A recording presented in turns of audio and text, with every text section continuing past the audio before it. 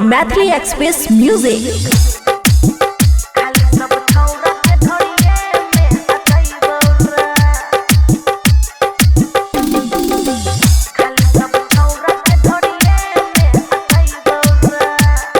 खुशी recording studio Baluaha. बचल छै जे समानो नहीं चिखाइबौ रे, बचल छै जे समानो नहीं चिखाइबौ रे, खाली सब छौरा के ढोरिए में अटैबौ रे।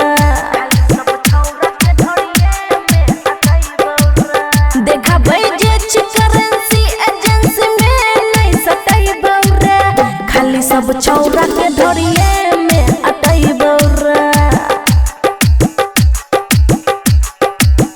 खाली सब छौरा के ढोरिए में अटैबौ रे।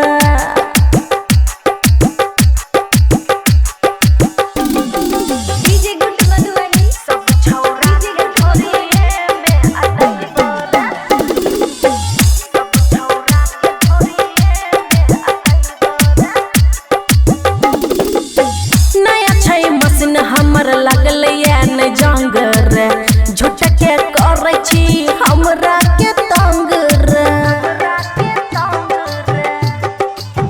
नया छै मशीन हमर लगल या न जंग रे, झूठ के करै छी हमरा के तंग रे। रखल जे छै खजाना नहीं लुटैबौ रे, खाली सब छौरा के ढोरिए में फसैबौ रे,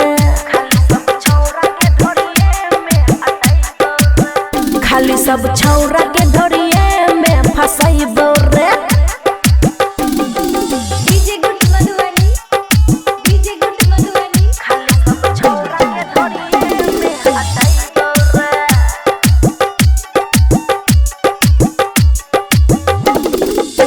रंजन रूपेश सुने करे नहीं बरियारी रे, बंद छै जे खोलो बोनस के बारी रे। रंजन रूपेश सुने कर नहीं बरियारी रे, बंद जे छै खोलो बोनस के बारी रे। करे नहीं आस हम नहीं भूख मिटैबौ रे, खाली सब छौरा के ढोरिए में अटैबौ रे,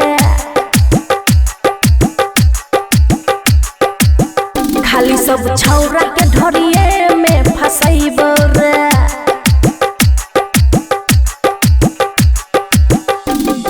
खुशी रिकॉर्डिंग स्टूडियो बलुआहा।